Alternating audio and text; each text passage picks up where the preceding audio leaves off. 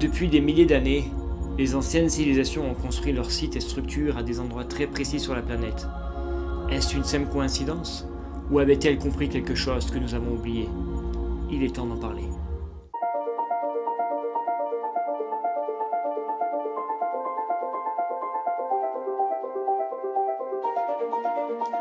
Bonjour à tous, je suis Kevlan et ici je partage des informations te permettant d'avoir une meilleure compréhension de qui tu es, une meilleure compréhension de la réalité dans laquelle tu vis afin de t'aider à retrouver ta souveraineté, afin d'éveiller ton pouvoir intérieur qui sommeille en toi et t'aider à te transformer de l'intérieur.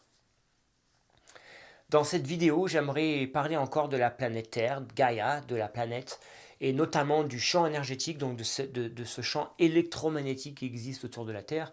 Dans une vidéo passée, j'ai parlé de la résonance de Schumann pour t'expliquer que la Terre était vivante, la Terre était une conscience. Et donc la Terre avait un champ énergétique, un corps énergétique autour d'elle, de la même manière que nous en avons un, donc de ce fameux corps énergétique, de ce fameux corps bioénergétique que nous avons, qui est généré par notre cœur. Donc la planète Terre a également son champ énergétique autour d'elle. Et j'ai parlé de la résonance de Schumann pour t'expliquer que la Terre donc opérait dans une fréquence vibratoire spécifique et que cette fréquence vibratoire augmentait depuis un certain nombre d'années, donc avec l'explosion donc, de ces énergies cosmiques que nous recevons, et donc cette explosion, cette ascension donc de cette fréquence vibratoire qui permet l'ascension de la planète, l'ascension de la conscience planétaire, mais également de la conscience du vivant, du collectif et de tout ce qui s'en vient donc sur cette planète. Aujourd'hui, j'aimerais te parler comment l'énergie voyage, donc cette énergie qui existe autour de la planète Terre va voyager à travers la planète afin d'alimenter la planète et les différents endroits du vivant de la planète en suivant des lignes, en suivant des routes énergétiques, de la même manière que nous avons donc des méridiens énergétiques, des nadis comme on peut appeler ça, qui permet donc à l'énergie de notre corps énergétique de voyager et d'alimenter notre corps en énergie. La Terre a également des lignes énergétiques, on appelle en anglais des ley lines, des lignes telluriques, comme des rivières en fait, où l'énergie donc de ce corps énergétique de la planète va voyager et va alimenter la planète en énergie et en force, en énergie de vie. Donc, il y a eu des études qui ont été faites, et notamment au début des années 1900, où des scientifiques russes ont observé les endroits un peu paranormaux qui existent sur Terre. Notamment, on parle souvent des triangles du Bermude, où il y a souvent des disparitions, que ce soit de navires, que ce soit d'avions. Donc, il y a des choses un peu électromagnétiquement qui sont un peu bizarres, des choses qui agissent ou qui réagissent de manière différente. Donc ils avaient en fait fait des études à regarder un peu partout sur Terre où il y avait ces sortes, ils appellent ça des vortex énergétiques, où il y avait donc des anomalies énergétiques. Et ils se sont aperçus que en traçant l'ensemble et en regardant l'ensemble de ces anomalies et donc de ces vortex énergétiques sur Terre, ça formait un grid planétaire, et ce grid planétaire suivait ce qu'on appelle les solides de Platon. Donc j'ai parlé dans une vidéo passée.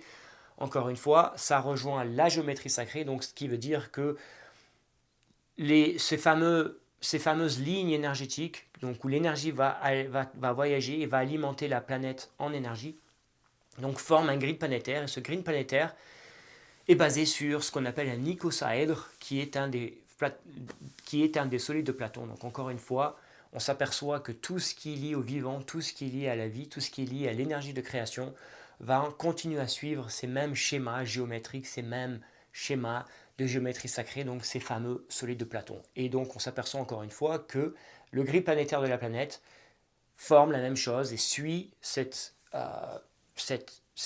stabilité, suit cette harmonie et forme donc, encore une fois, de la géométrie sacrée et un solide de Platon. Et encore une fois, c'était quelque chose qui était connu par les anciennes civilisations, parce que quand on s'aperçoit et quand on regarde l'ensemble des sites archéologiques qui sont répartis sur Terre, l'ensemble des structures monolithiques, que ce soit les pyramides en Égypte, que ce soit les pyramides en Chine, au Mexique, que ce soit même les statues sur l'île de Pâques, et l'ensemble donc des sites un peu sacrés qui existent, qui sont répartis un peu sur Terre, on s'aperçoit qu'elles sont situées sur ces fameuses routes énergétiques, sur ces fameuses ley lines, sur ces fameuses lignes énergétiques.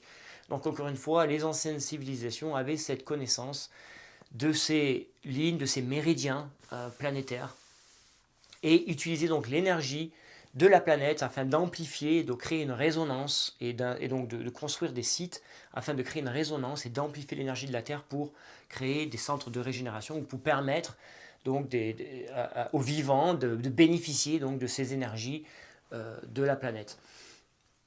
Et quand ces lignes s'intersectent, ça va former en fait des centres énergétiques puissants. Donc parfois il y a 2 lignes qui vont s'intersecter, parfois il y a beaucoup plus que 2 lignes qui vont s'intersecter. Donc il va former donc des centres énergétiques très puissants. Donc de la même manière que nous avons 7 centres énergétiques majeurs, la planète a également 7 centres énergétiques majeurs répartis un peu partout. Donc il y en a un par exemple qui est situé au nord de la Californie aux États-Unis, donc qu'on appelle le mont Shasta. Donc c'est une montagne sacrée. Et j'y ai été, et c'est vrai que les énergies sont extrêmement puissantes. Et donc c'est un des centres majeurs, des centres énergétiques majeurs de la planète, qui permet donc, quand on y va, de se sentir en paix, de se sentir serein, d'aider à la guérison, d'aider à la régénération. Donc si vous avez l'occasion un peu de visiter ces centres, je vous le conseille car c'est absolument incroyable. Je ne les ai pas tous fait loin de là, mais j'en ai fait quelques-uns. Donc j'ai fait celui au nord de la Californie, le mont Shasta.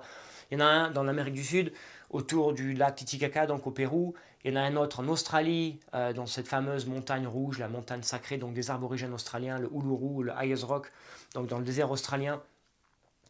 Il y en a un qui est situé, alors différentes sources, il y en a qui me disent qu'il est situé à Hawaï, et moi j'ai été à Hawaï et c'est absolument incroyable aussi, les énergies sont absolument extraordinaires, sont très amplifiées, et c'est pour ça qu'on parle aussi du continent de Mou, la Lémurie, etc. Donc c'est vraiment des restes un peu de ce passé, mais donc il y aurait un centre énergétique très puissant à Hawaï, il y en a qui parlent que ce centre serait plutôt autour de Stonehenge.